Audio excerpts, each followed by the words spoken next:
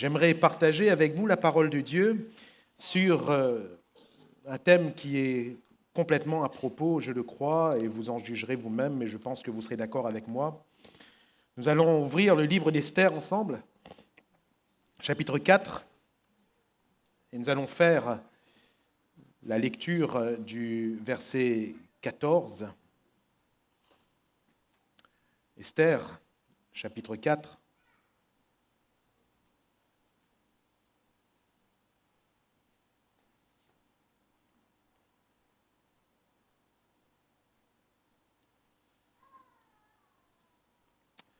Car si tu te tais maintenant, le secours et la délivrance surgiront d'autre part pour les Juifs, et toi et la maison de ton père vous périrez.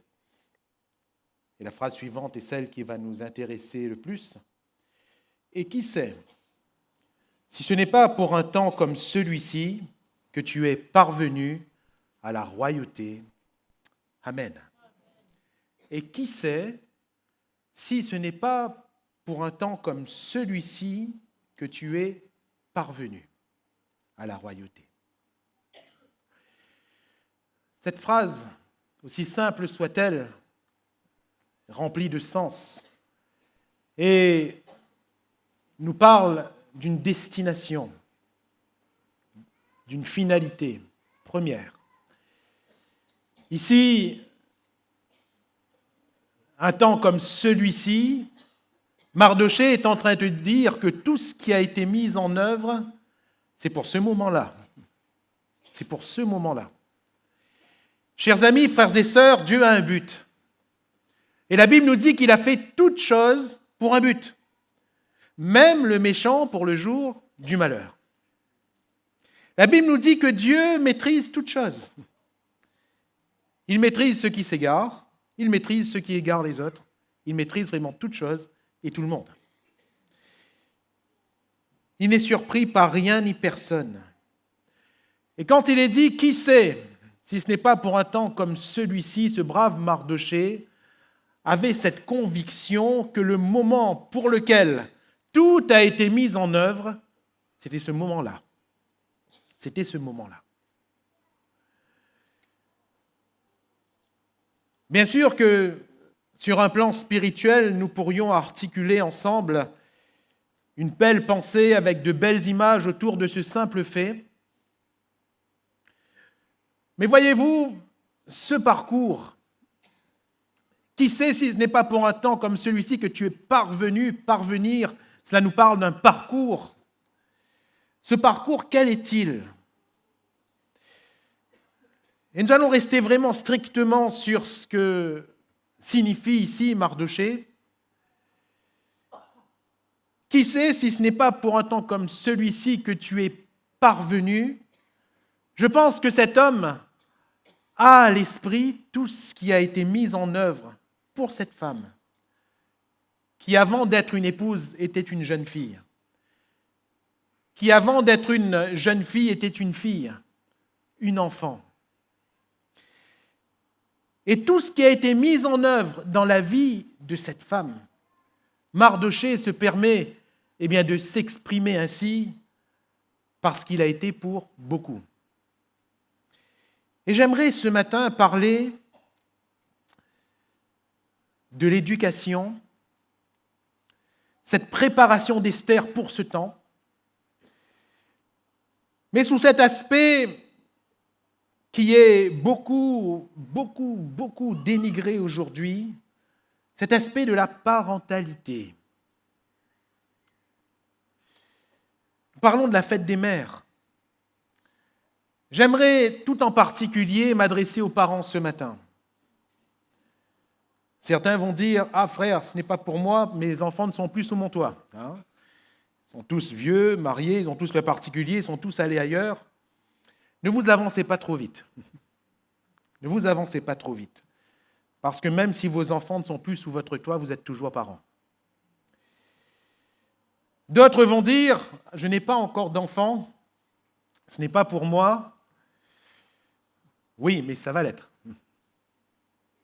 Forcément, à moins de quelques exceptions, forcément, ça va l'être. Ça va l'être. La parentalité est un terme très moderne. C'est un mot qui a été inventé. Ça n'existait pas avant. On ne parlait pas de parentalité. C'est un néologisme donc qui est apparu à la fin de ce XXe siècle dernier. Et pourquoi, je lisais quelques articles, quelques statistiques, pourquoi est-ce qu'on a mis en avant ce terme, parentalité? C'est justement pour souligner un défaut grave de notre société, savoir que les parents ne sont plus que des géniteurs. Ils n'éduquent plus. Ils n'éduquent plus. L'éducation. Mardochée, lui, il va éduquer. Parentalité, c'est la fonction de parent. Souvent, quand on utilise un terme, il y a deux aspects à considérer. D'une part, la nature, d'autre part, la fonction.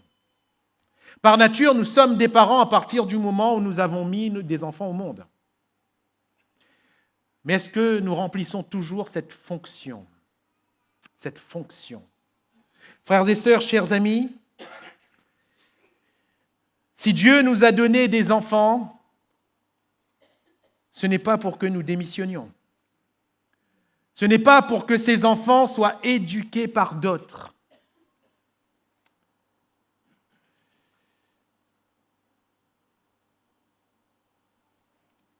Pour revenir à Esther, nous voyons dans la finalité de la vie de cette femme les fruits d'une bonne éducation, pour ne pas dire les fruits d'une bonne préparation, pour ne pas dire finalement le fruit d'une bonne parentalité. Mardochée n'était pas le parent, le géniteur d'Esther. Esther l'appelait son oncle, en réalité c'était son cousin. Mais par rapport au décalage d'âge, la Bible nous dit qu'il va l'élever comme sa fille. Il va l'élever, il va l'éduquer, surtout, il va la préparer. Dieu nous donne, frères et sœurs, chers amis, de préparer nos enfants. De préparer à quoi, allez-vous me dire? Eh bien, il y a 3 aspects dans le livre d'Esther. Mardochée a préparé Esther à une rencontre. La rencontre avec le roi. Alléluia. Nous préparons nos enfants à la rencontre avec le roi. Instruis l'enfant dans les voies qu'il doit suivre. Nous préparons nos enfants à la rencontre avec le roi. Et nous ne devons pas être des missionnaires. Nous ne sommes pas le roi. Nous ne pouvons pas arranger la rencontre. Nous ne pouvons pas. Nous ne pouvons pas forcer cette rencontre. Ça ne nous appartient pas. Ça n'appartient qu'au roi, n'est-ce pas? Mais nous pouvons préparer nos enfants. Nous pouvons. La Bible nous dit, prépare-toi à la rencontre de ton Dieu, dans le livre d'Amos. Et nous avons le devoir de préparer nos enfants à cette rencontre. Nous aurions pu rester, comme je le disais tout à l'heure, sur ce domaine qui est très spirituel. Mais ça n'a pas été ce qui a été mis en avant seulement concernant Esther. Ça n'a pas été seulement cette rencontre. Esther a été aussi préparée à la vie. À la vie. Elle a été préparée pour devenir une épouse. Est-ce que nous préparons nos enfants à la vie? Est-ce que nous préparons nos enfants au travail? Est-ce que nous préparons nos enfants à la vie familiale, à la vie de couple? Est-ce qu'il y a tout ça? Ou est-ce que nous préférons, et nous le verrons tout à l'heure, si nous ne le faisons pas, faites-moi confiance, il y en a d'autres qui le feront. Esther a été préparée, et nous voyons qu'Esther a été une bonne épouse. Pourquoi? Parce qu'elle a été préparée à l'être. Ça ne vient pas comme ça. Elle a été préparée. Et puis, Esther a été préparée au service. N'est-ce pas pour un temps comme celui-là? Et par excellence, Esther a été dans ce temps de préparation que j'appellerais un temps de couverture. Cette préparation a été un temps sous couvert pour ensuite s'exprimer à ce moment-là. Et elle va servir Dieu en faveur du peuple. Alléluia. Alors, ce livre s'ouvre sur un exemple qui n'est pas le bon. Il s'agit ici de la reine Vashti. Et cette reine va figurer, va représenter la désobéissance, la rébellion. Un petit peu, pardonnez-moi, chères sœurs, mais les marqueurs de notre féminisme actuel.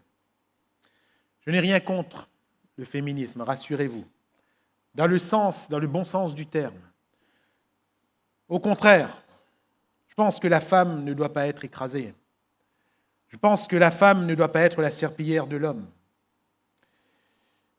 Mais de là à devenir rebelle, de là à ne plus être à la place que Dieu lui a donnée, on ne peut pas le cautionner.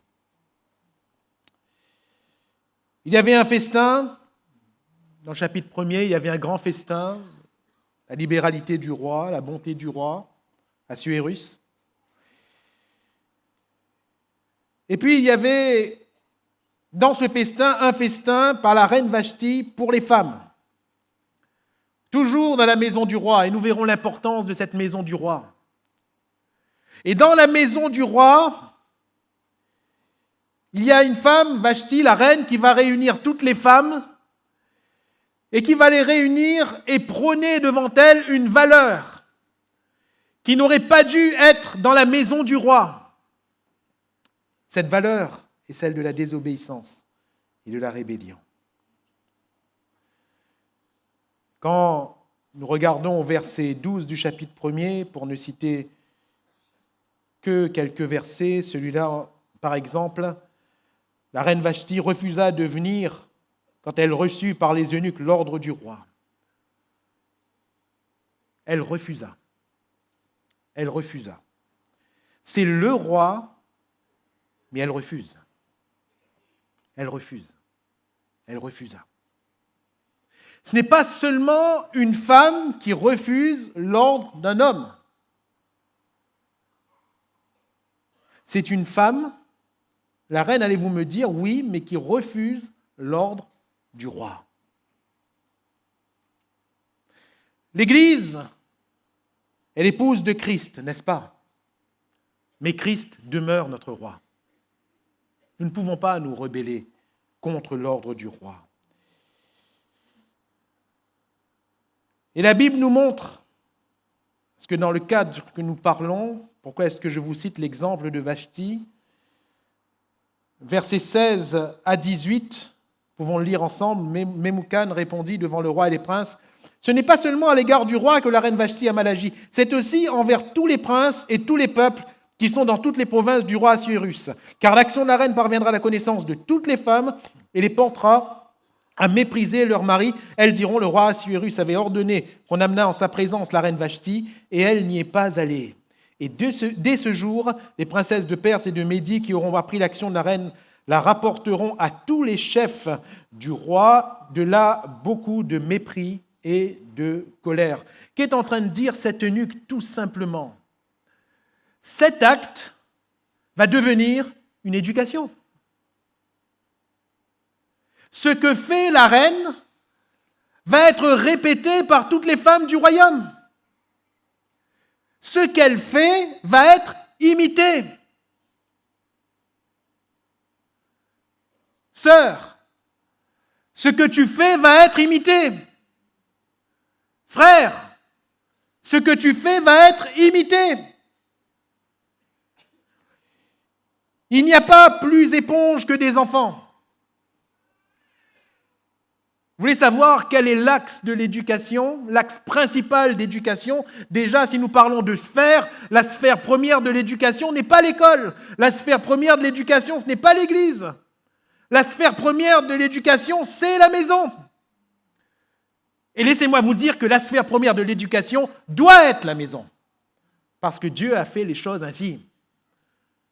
Mon frère, ma sœur, Si ton enfant passe plus de temps ailleurs qu'à ta maison, il y a un problème. Il y a un problème. Si ton enfant mineur passe plus de temps dehors que dans ta maison, il y a un problème. Et quand nous parlons d'axe d'éducation, c'est quoi l'axe d'éducation? Nous avons peut-être comme image celui qui enseigne face à celui ou celle qui est enseigné. Et on dit des choses, l'autre doit écouter, doit mettre en pratique. Mais ce n'est pas ça le principal axe d'éducation. En réalité, le principal axe d'éducation, c'est que nous reproduisons ce que nous voyons. C'est tout. Nous ne faisons que reproduire ce que nous voyons. Voilà pourquoi statistiquement, et là, ce sont les mathématiques, ce n'est pas moi, ce n'est pas un raisonnement. Statistiquement, les enfants de divorcés, ce sont ceux qui divorcent le plus. Les enfants, les fils de femmes battues vont ensuite battre leurs femmes, etc., etc. Parce qu'ils ne font que reproduire ce qu'ils ont vu. Attention, parfois ils ont souffert de ces situations. Mais ce n'est pas forcément le fait d'avoir souffert d'une situation qui nous amène à ne pas la reproduire.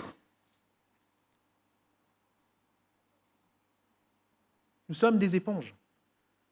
Nous refaisons ce que nous avons vu. Et c'est la mise en garde de cette eunuque. Elle a fait une chose, la reine. Là, tout le monde a vu. Là, toutes les femmes qui étaient réunies là-bas ont entendu. On ne sait pas dans quel ton elle a refusé.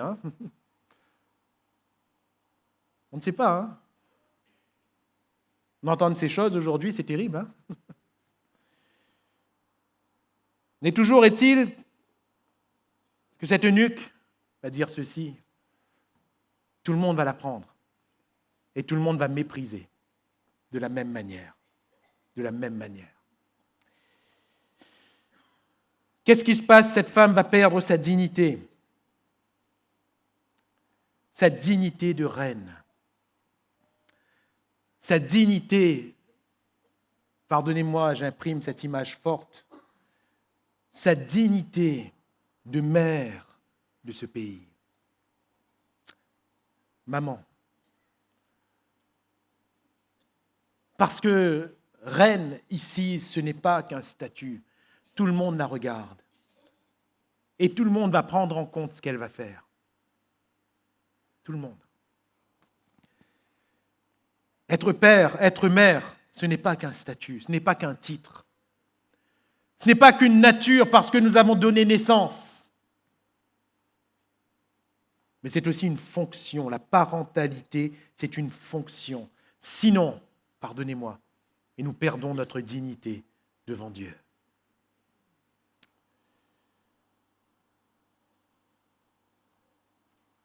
Dans cette circonstance va apparaître Esther.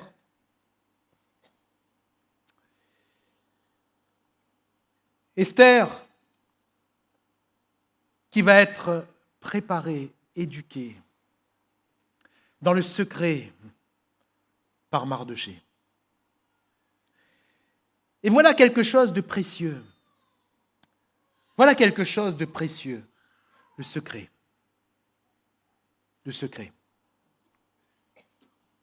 Quelque chose que nous ne nourrissons pas beaucoup, ou que nous ne nourrissons plus beaucoup aujourd'hui dans notre société, où tout doit être vu et découvert.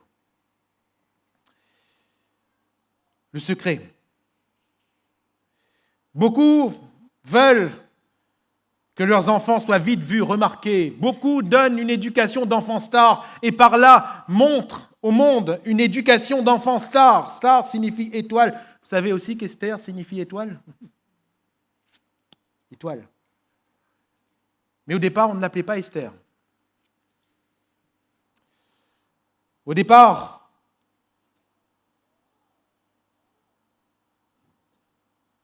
il est question dans le chapitre 2 et le verset 7, de Mardochée qui élève Hadassa, qui est Esther. Ou devrais-je dire qui deviendra Esther. Hadassa. Hadassa, ça ne signifie pas étoile, ça ne signifie pas star. Hadassa, ça signifie myrte. Une plante, un arbre. Et la particularité de cette plante, de cet arbre, c'est qu'elle dégage un parfum, que ce soit la feuille ou la fleur. Il y a un parfum qui se dégage. Et nous remarquons que, avant, ce qui éclate aux yeux, ce qui est visible, star, étoile, nous voyons ce qui n'est pas visible, mais ce qui sent bon. Alléluia. La Bible nous parle du parfum de Christ. Alléluia. La Bible nous parle de la bonne odeur du Christ. Les bonnes valeurs ne sont pas forcément ce qui est visible tout de suite, ce qui est éclatant tout de suite, ce qui est à applaudir tout de suite. Mais les bonnes valeurs sont une bonne odeur qu'on inculque. Une bonne odeur. Et cette bonne odeur va se répandre et va attirer la grâce de tous ceux qui l'entourent. La bonne odeur. Esther, Hadassa, le parfum qui devient étoile, c'est magnifique comme image. Hein? Voilà comment nous devons éduquer. Regardez bien aux enfants, il y en a tellement, hein, aux enfants qui sont devenus des enfants stars. Regardez à la plupart aujourd'hui. Les parents ont donné une éducation directe de stars. Avant d'être Hadassa, ils étaient déjà Esther. Et il y en a tellement. Regardez à ce qu'ils sont devenus aujourd'hui. Pour certains, ils sont morts, suicidés ou overdosés. Pour d'autres, ils ont complètement dérouté, tombant dans l'alcool, dans la drogue, dans toutes sortes de vices, parce qu'ils n'ont pas su gérer. Ils n'ont pas eu des valeurs. Ils ont juste été propulsés trop vite sous les feux des projecteurs. Je ne vais pas en citer, mais nous en connaissons tellement, hein, tellement. On a voulu en faire des stars. Frères, sœurs, chers amis, nos enfants, on peut en être fiers. Oh, nous sommes fiers de nos enfants, hein? Nous sommes fiers. Mais que cela ne nous fasse pas oublier les bonnes valeurs que nous devons les inculquer. Quand ils naissent, on est fiers de les porter. On est fiers de les montrer. Regarde comment mon enfant est joli. Rassure-vous, la première personne, c'est déjà Olivier. Regarde comment mon enfant est beau. Il ressemble au papa ou le maman. Et on est fiers. On a raison. Il faut être fier. Il faut être fier. Mais n'oublions pas que cet enfant a besoin d'éducation. Et de l'éducation que nous devons donner. Nous ne devons pas démissionner. Et cette éducation, ce sont des valeurs. Sur le coup, il n'y a rien de visible, mais il va y avoir un bon parfum qui va se répandre. Ces valeurs, pour Esther, sont des valeurs spirituelles, morales et corporelles. Spirituelles, morales et corporelles. C'est Mardochée qui va élever Esther avec une éducation juive, selon la loi de Dieu, car il sait d'où il vient. Et Esther doit savoir d'où elle vient. Il sait à quel peuple il appartient. Et Esther doit savoir à quel peuple elle appartient. Elle ne le sait pas, ce n'est pas inné. Mais Mardochée va lui apprendre.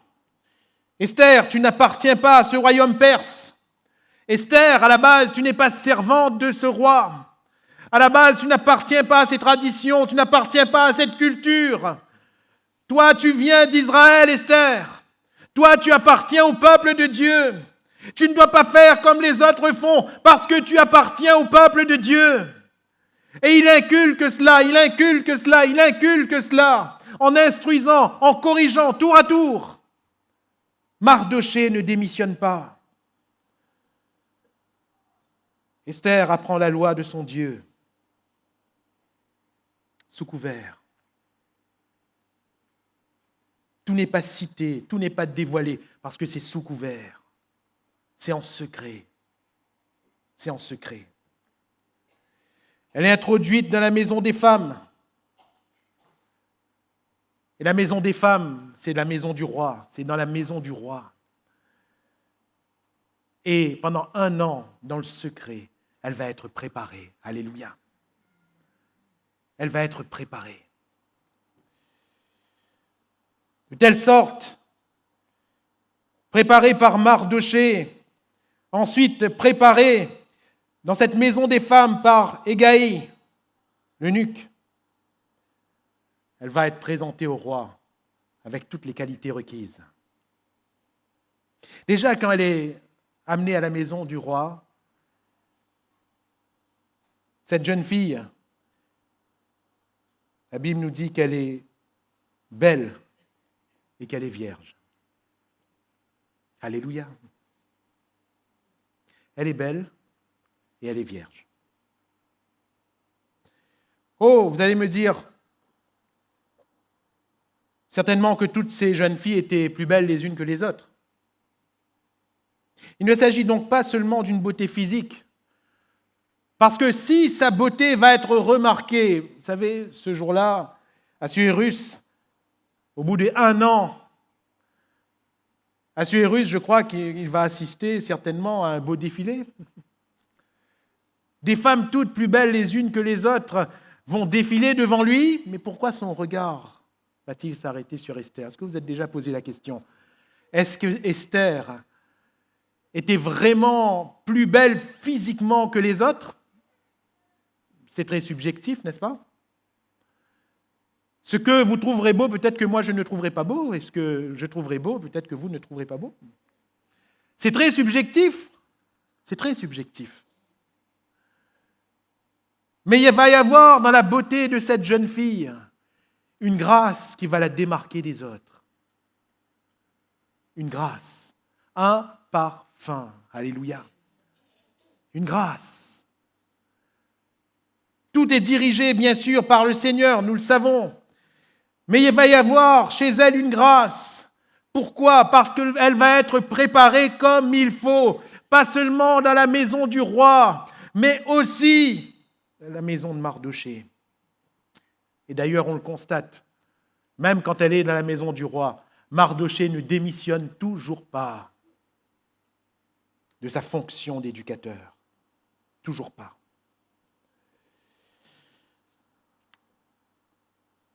Vierge et belle, c'est important devant Dieu, n'est-ce pas? C'est important devant Dieu. Une jeune fille qui ne vit pas dans l'immoralité, c'est important devant Dieu, oui ou non? Oui, c'est important. Un jeune homme qui ne vit pas dans l'immoralité, c'est important, oui ou non? Voilà pourquoi, chers parents, tu dois garder ton enfant chez toi, sous couvert, dans le secret.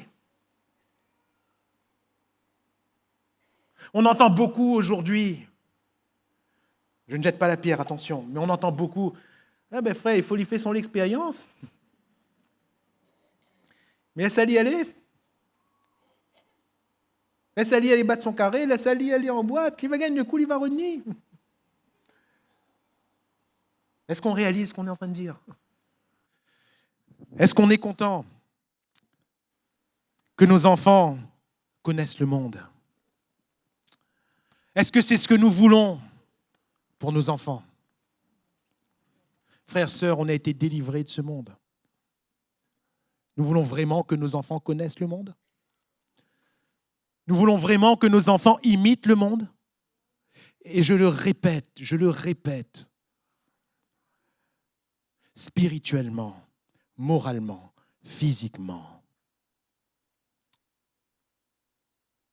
Spirituellement, nos enfants doivent rester dans la maison de Dieu. Alléluia.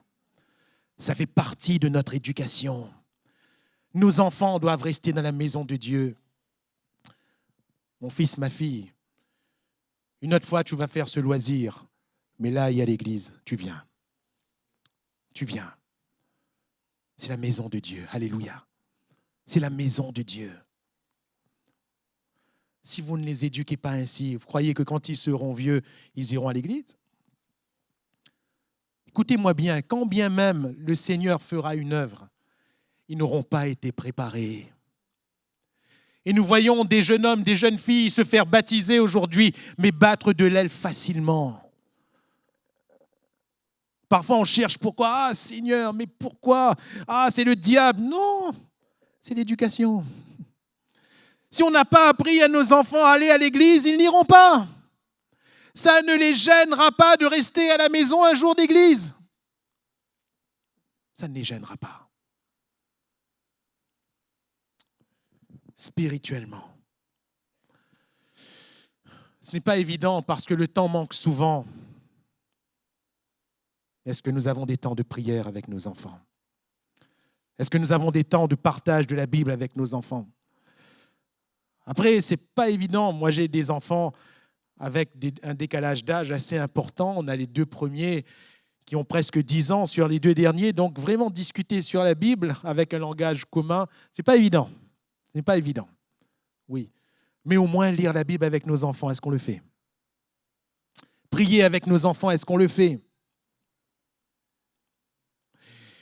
On remarque plus tard que quand Mardochée va dire à Esther, il y a un problème, le peuple va périr, et toi, tu peux faire quelque chose. C'est quoi la réponse d'Esther? On va jeûner et prier. Alléluia. On va jeûner et prier. Ça vient d'où? Ça vient d'où? Ça vient de son coco? Tout d'un coup, elle a réfléchi. Ah, ben, elle est vraie. Non! Elle a appris. Elle a appris. Elle a appris. Elle a été éduquée. Elle a été préparée pour ça. Alléluia. Éducation morale.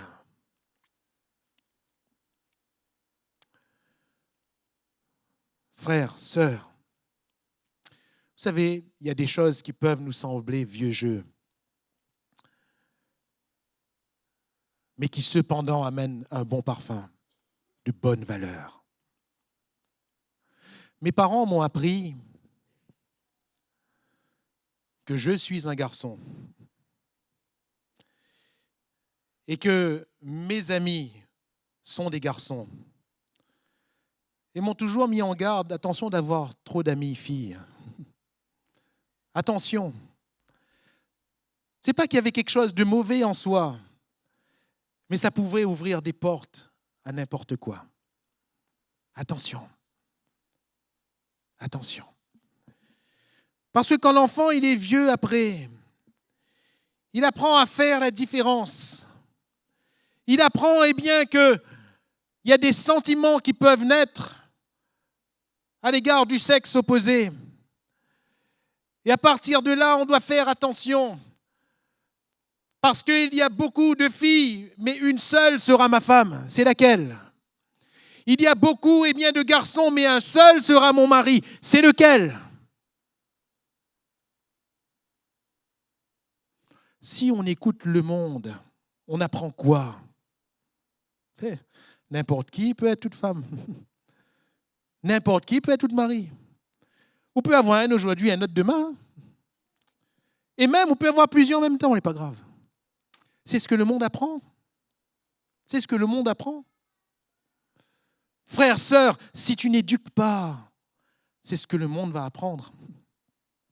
On parle de parentalité, mais finalement,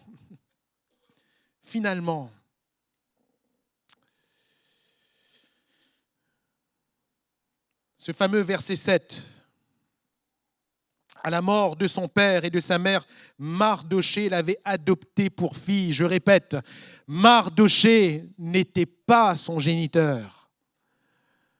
Mais Mardochée va choisir de l'éduquer, va choisir de répondre à cette fonction de parentalité. Qu'est-ce que cela nous apprend? que si nous, les géniteurs, nous n'éduquons pas, d'autres qui ne sont pas géniteurs éduqueront.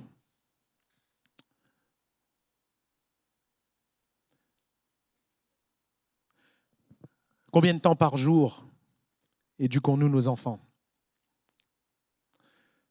Mesurez ce temps. Mesurez le temps de la télé.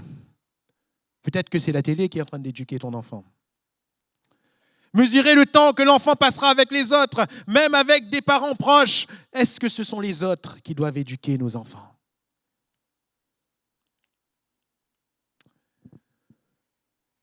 Cette éducation nous appartient. Elle nous appartient. Ça nous demandera beaucoup. Ça nous demandera de sacrifier autre chose.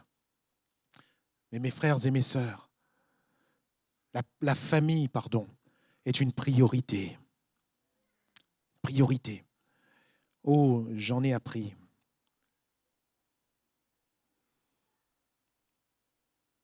Personnellement, je n'ai pas toujours bien fait les choses. Dans des réunions plus petites que cela, j'ai déjà rendu ce témoignage. Il y a quelques années de cela, j'étais déjà pasteur.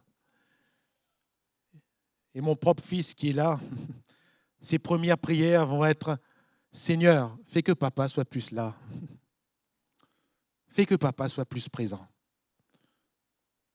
Ça montre que j'ai manqué. J'ai manqué quelque chose.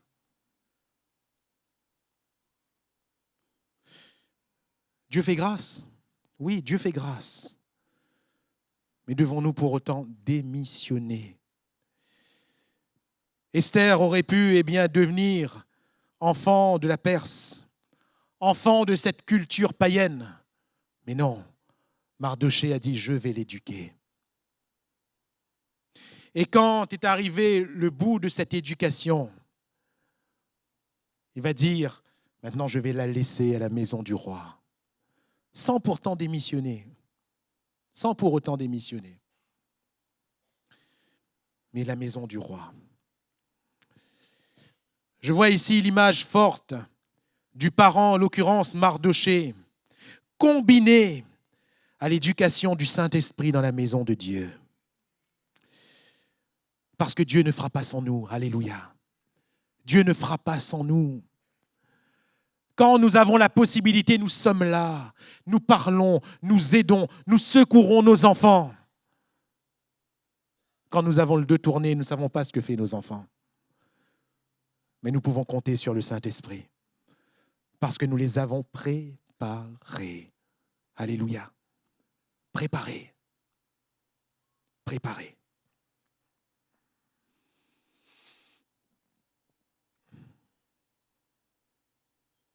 Sur ce plan moral, c'est important parce que de plus en plus, nous nous rapprocherons de la venue du Christ, du retour du Christ. De plus en plus, ce monde ira fort dans l'immoralité. Et nous aurons à nous démarquer. Vous le verrez, de plus en plus, l'Évangile confrontera. Nous ne voulons pas parfois de certaines confrontations. Nous, on est tranquille. Nous, on vit notre vie suivant ce que le Seigneur nous montre. Mais à un moment donné, l'Évangile confronte. On est dans des situations où soit on se met du côté de l'Évangile, soit on se met du côté du monde. Mais nous aurons à choisir. Nous aurons à choisir. On n'a plus beaucoup ce problème dans l'église de Saint-Louis, merci Seigneur. Mais j'en arrive à cette éducation corporelle. Elle est belle, Esther. Elle est gracieuse. Parce qu'il y a aussi une préparation. Vous savez, Mardochée va lui apprendre comment une jeune fille juive doit être habillée. Dans la maison du roi même, on va l'apprendre comment être habillée pour se présenter devant le roi. Et il y avait là des soins à apporter au corps. Il y avait là un vêtement dont on devait se parer. Et on ne paraissait pas de n'importe quelle manière devant le roi. On ne paraissait pas de n'importe quelle manière. Vous ça ne lui posait pas de problème à Esther. Peut-être que pour d'autres jeunes filles de cette culture persienne qui, vous le verrez si vous étudiez un peu, vous le verrez, qui était quand même une culture assez débauchère, où dans certaines situations, les jeunes filles, les jeunes femmes se dévêtaient devant le roi. Esther, forte de son éducation, va paraître, et là, ce n'est pas écrit donc dans la Bible, mais quand on regarde à certaines archives, à certains documents archéologiques, lorsque les princesses, les prétendantes, se présentaient devant le roi, elles étaient couvertes, chers amis, couvertes de la tête aux pieds. Et il n'y avait que le visage qui paraissait, la chevelure dans certaines situations. Mais sinon, le corps était couvert. Non pas par austérité ou par autre chose. Non, non, non, non. C'était signe que ce corps était conservé pour le roi seulement.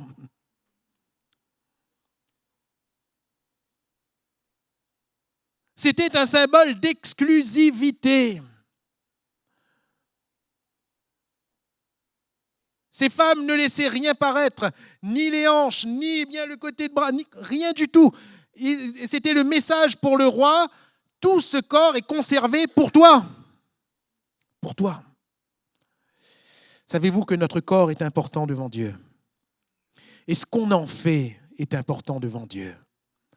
Je vous exhorte par les compassions de Christ à offrir vos corps comme un sacrifice vivant. Alléluia. Ce qu'on en fait est important devant Dieu. Mais pas seulement. Pas seulement. Chers frères, laissez-moi vous poser une question, répondez-y pour vous. Est-ce que le corps de votre femme n'est pas important pour vous? Je veux dire par là, est-ce que votre femme va se dévêtir devant quelqu'un d'autre? Est-ce que ça ne va vous faire ni chaud ni froid? Si vous avez répondu oui, venez tout à l'heure, je prierai pour vous. Il y a un problème. Il y a un problème.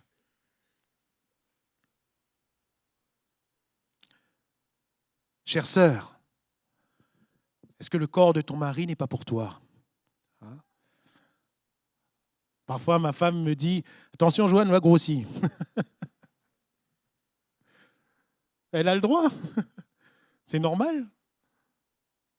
Normalement, je suis pour elle. Donc c'est normal. C'est normal. Conserver pour. Éduquer nos enfants. Ils sont conservés pour leur mari, pour leur femme. Tu ne sais pas encore qui va être ta femme. Tu ne sais pas encore qui va être ton mari. Tu fréquentes ce garçon? Fais-le juste avec les paroles dans un premier temps.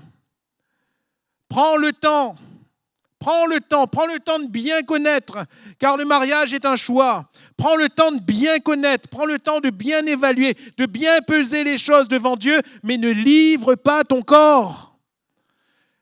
Car si ce n'est pas lui ton mari, si ce n'est pas lui ta femme, tu es déjà dans une sorte de fornication.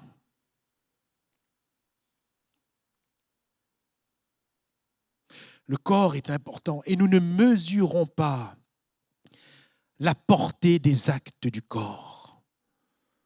Parce que pour nous, ce n'est pas grave. Ce n'est pas grave. Ce n'est pas grave de faire des bisous à son petit copain, à sa petite copine. Oui, mais sauf que on aura embrassé celui que n'est pas votre mari ou celle que n'est pas votre femme. Et chers frères, si ta femme embrasse quelqu'un d'autre, je ne pense pas que tu vas dire ce n'est pas grave. Si ton mari, chère sœur, embrasse quelqu'un d'autre, je ne pense pas que tu ne vas dire que ce n'est pas grave. Dieu, lui, il voit les choses de loin. Il construit les choses à l'avance. Alléluia. Et il nous préserve pour. Je le répète, nous ne mesurons pas. Nous ne mesurons pas. Je parle nous tous. Nous ne mesurons parfois pas que ce que nous faisons avec notre corps maintenant aura une portée dans l'avenir. Nous ne mesurons pas.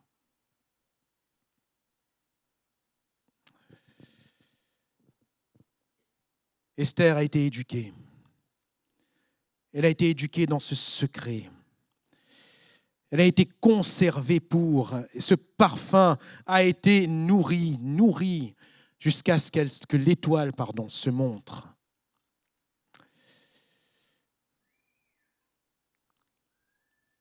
La parentalité est celle de l'entité qui adoptera l'enfant. Frères, sœurs, peut-être que ce que je vais vous dire va vous choquer ce matin. Mais nous devons adopter nos enfants. Nous devons adopter nos enfants. Dans la culture en Israël, quand vous parlez d'adoption, ça n'a pas la même connotation que pour nous. En Israël, les parents adoptaient leurs propres enfants. C'est-à-dire que pour un temps, l'enfant, on parle surtout des familles aisées, mais parfois même des familles les moins aisées, eh bien, c'était la coutume. L'enfant, à un certain âge, était confié à un proche pour le côté un peu dur de l'éducation que les parents, avec un cœur trop tendre, ne pouvaient pas donner. Et quand ce côté dur de l'éducation était donné, ça ne durait jamais très longtemps. Il y avait une cérémonie dans laquelle les parents adoptaient à nouveau leurs enfants. L'adoption. Et par ce prisme, vous comprendrez mieux quand Paul parle de l'esprit d'adoption. L'adoption. Frères, sœurs, je ne sais pas si quelqu'un a laissé l'éducation de son enfant à quelqu'un d'autre. Mais il est temps d'adopter ton enfant ce matin. Il est temps de reprendre ton enfant. L'entité qui adopte l'enfant définit la parentalité. Si nous éduquons nos enfants, nous sommes véritablement parents. Dans le chapitre 2, verset 11, qu'est-ce que nous découvrons ?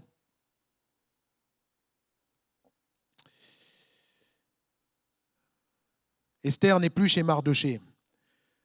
Mais chaque jour, Mardoché allait et venait devant la cour de maison des femmes pour savoir comment se portait Esther et comment on la traitait. Alléluia. Il allait tous les jours voir. C'est ce que je disais tout à l'heure, j'y reviens.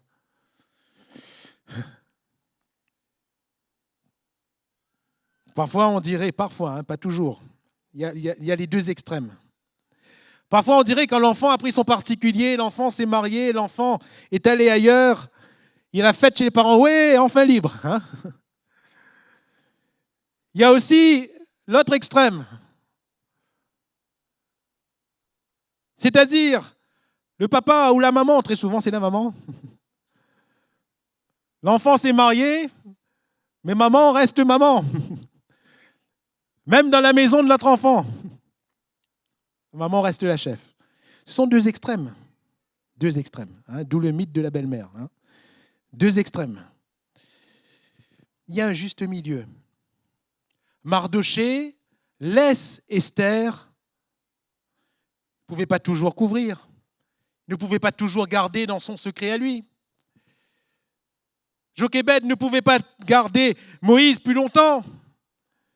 Il a fallu qu'elle l'abandonne. Elle était obligée, attention, elle était obligée, elle n'avait pas le choix. Mardoché n'avait pas le choix. À un moment donné, les parents de Jésus aussi n'avaient pas le choix.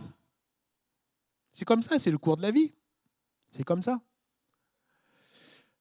Mais Mardoché gardait quand même l'œil, sans s'immiscer dans la vie d'Esther, dans le ménage d'Esther, dans l'intimité d'Esther. Mardoché gardait quand même l'œil. Comment Esther se portait? Est-ce qu'elle avait besoin de conseils? Est-ce qu'il lui manquait quelque chose? Est-ce qu'elle était heureuse? Est-ce qu'elle était épanouie? Frères, sœurs, nous sommes parents pour la vie. Pour la vie. Non pas dans le sens où nous avons tous des tanguis à la maison. Hein? C'est-à-dire des enfants qui restent jusqu'à 40, 50 ans à la maison. Ce n'est pas dans ce sens-là. Mais même quand nos enfants prennent leur particulier, nous sommes toujours parents. Toujours cette charge, toujours cette même inquiétude. Ce n'est plus dans la même envergure, oui, mais c'est toujours le même lien. Alléluia. Alors, je terminerai par les valeurs qui ont fait ce beau parfum. Premièrement, Esther va être élevée dans des valeurs de soumission. Voilà pourquoi elle va pouvoir jouer un rôle déterminant. Esther était une femme soumise. Soumise premièrement à Mardochée, soumise deuxièmement à l'eunuque du roi, Hégaï. Quand toutes les jeunes filles sortaient pour être présentées au roi, chacune pouvait prendre ce qu'elle voulait. Elle pouvait prendre ce qu'elle voulait, mais elle va choisir d'être soumise. Hégaï, qu'est-ce que tu me conseilles de prendre? Soumise. Soumise au roi lui-même. Quand le roi lui dit de venir, elle vient. Quand le roi ne lui dit pas de venir, elle ne vient pas. Soumise. Soumise encore à Mardochée après, elle ne va pas oublier ce lien avec celui qui l'a élevée. Soumise. Soumise. Pourquoi est-ce important la valeur de soumission? Et ici, je ne parle pas du fait, et je reviens sur ce féminisme, je ne parle pas du fait qu'une femme doit s'écraser, ce n'est pas ça. La valeur de soumission nous concerne tous et concerne tous nos enfants. Pourquoi? Parce que si on est soumis au Seigneur, nous avons l'autorité qu'il nous donne. Alléluia. C'est ce que dans Matthieu chapitre 8, à partir du verset 5, nous découvrons dans l'histoire de ce centenier romain. Qu'est-ce qu'il va dire à Jésus concernant l'autorité? Moi qui suis soumis à des supérieurs, j'ai des soldats sous mes ordres. S'il n'est pas soumis à César, il n'a aucune autorité sur les soldats. Mais s'il est soumis à César, c'est César qui l'a placé là où il est, alors il a de l'autorité. Chère sœur, tu sais comment avoir de l'autorité dans ta maison? Sois soumise au Seigneur. Sois soumise au Seigneur. Frère, tu sais comment avoir de l'autorité dans ta maison? Sois soumis au Seigneur. Et que nous dit le Seigneur? Marie, aimez vos femmes. Frère, si nous sommes soumis au Seigneur, nous aimons notre femme et nous aurons l'autorité qu'il nous donne, que le Seigneur nous donne. Que nous dit la parole de Dieu, chère sœur? Femmes, soyez soumises à votre mari. Ce n'est pas toujours facile, ce n'est pas toujours évident, mais c'est la parole de Dieu. Et si on obéit à la parole de Dieu, on a l'autorité du Seigneur. Alléluia. L'autorité du Seigneur dépend de la parole à laquelle nous sommes soumises. Deuxième qualité, la patience. Esther a appris à être patient. 1 an de préparation. Elle ne va pas dire, mais c'est bon, j'ai été éduquée, c'est bon, je connais les bonnes manières, c'est bon, vous ne voyez pas que j'ai beaucoup de grâce? Non. Elle va attendre 1 an. Quand Mardochée va venir lui dire, va, présente-toi au roi parce que sinon le peuple va périr. Qu'est-ce qu'elle va dire? Ça fait 30 jours que le roi ne m'a pas appelé. 30 jours. Cette épouse n'a pas vu son mari depuis 30 jours. 30 jours. Et elle a compté ses jours. Elle pouvait dire exactement le nombre de jours. Ça nous montre que ça pesait pour elle. Ça nous montre que c'était quelque part une souffrance pour elle. Elle a compté les jours. 30 jours. 30 jours. Mais elle a attendu. Alléluia. Elle a patienté. Pourquoi elle a patienté? Parce qu'elle a appris la patience. Elle a appris, tout simplement. Elle a été éduquée. La soumission, la patience et ce que je disais tout à l'heure, le jeûne et la prière. Le jeûne et la prière. Cette femme a été éduquée de telle manière qu'elle aime son peuple et qu'elle n'a pas peur de perdre sa vie, même pour son peuple. Elle risque de mourir en se présentant au roi, mais elle n'a pas peur. Pourquoi? Elle a été préparée pour cela. Alléluia. Dieu va lui faire grâce. Dieu va lui permettre de trouver grâce aux yeux du roi. Mais elle pouvait mourir. Et elle n'a pas eu peur d'y aller. Le courage, cette dernière valeur. Alors, j'aimerais terminer, frères et sœurs. Comprenons que ce matin, ce n'est pas une leçon de morale. Qui suis-je pour vous donner une leçon de morale? Comprenons ce matin que le salut de nos enfants n'est pas dans l'absolu entre nos mains. Nous ne pouvons pas sauver nos enfants. Nous ne pouvons pas, par notre propre force, les faire rencontrer Dieu. Ce n'est pas possible. Comprenons ce matin peut-être qu'il y a une maman qui souffre parce que son enfant est rebelle, parce que son enfant s'est éloigné de lui. Il y a des choses, chère sœur ou cher frère, si c'est un papa qui souffre, il y a des choses que tu n'as pas apportées. Si tu as fait tout ce qu'il fallait, il faut maintenant te tenir devant Dieu. Mais nous n'avons pas ce pouvoir de tenir nos enfants dans tous les sens du terme. Quel est ce propos de ce matin?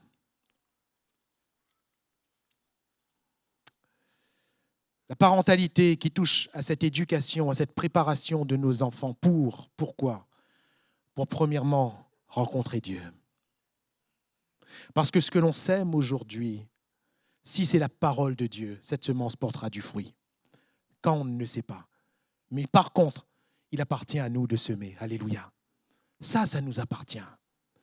La rencontre avec Dieu. La préparation pour la vie.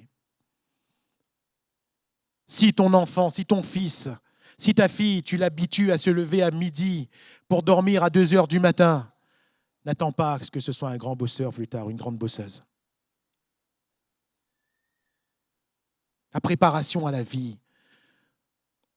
Si ton fils, si ta fille, tu l'habitues à sortir avec des amis, à fréquenter n'importe qui, même amoureusement, n'attends pas à ce que demain il soit sérieux. Tout commence maintenant. Si ton fils, ta fille, tu n'apprends pas à s'habiller décemment, avec modestie, avec pudeur, n'attends pas à ce qu'il ou qu'elle le fasse plus tard. Tout commence maintenant. Et ça nous appartient. Ça nous appartient. Préparation dans le service, la préparation dans l'obéissance. Frères, sœurs, ne démissionnons pas dans cette préparation à l'obéissance. C'est nous qui apprenons nos enfants à être obéissants. Et s'ils apprennent à nous obéir, ils apprendront à obéir à Dieu et à l'Esprit de Dieu. C'est une préparation, vous comprenez? On ne pourra pas tout faire, nous ne sommes pas le Seigneur. Mais c'est une préparation. Et la démission, c'est qu'aujourd'hui, notre enfant ne nous obéit plus. Ce n'est pas grave. Ah, débrouille-lui. Pourquoi? Parce qu'on n'a plus envie de faire l'effort d'eux. On n'a plus envie, ça demande un gros effort. Et vous allez me dire, en plus, frère, le gouvernement l'a dit, il ne faut plus donner les claques. C'est vrai, mais il n'y a pas que la claque comme moyen. Il n'y a pas que la claque comme moyen. On ne veut plus punir. On ne veut plus priver d'eux. On ne veut plus. Maman, elle m'a fait pitié. Oui, mais quel parfum va sortir? Parce que nos yeux ne sont pas sur le moment présent. Nos yeux sont sur l'avenir. Alléluia. Sur le parfum qui va sortir. Quel parfum va sortir de cette plante qu'est notre enfant? Je terminerai par cette dernière question. Présentement, quel est le parfum qui émane de nos enfants? Présentement, quel est le parfum qui émane de nos enfants? Est-ce que ça sent bon? Est-ce que ça ne sent pas trop bon? Quel est ce parfum? Il y a plusieurs années de cela, j'étais adolescent. J'avais regardé un film, c'est une fiction, où un policier était à la recherche d'un tueur en série. Il y avait des meurtres. Et au final, à force d'enquêter, au final, il s'est rendu compte que le meurtrier, c'était son propre fils, celui qui était dans sa maison. Et puis à la fin du film est apparu à l'écran ces inscriptions qui m'ont glacé.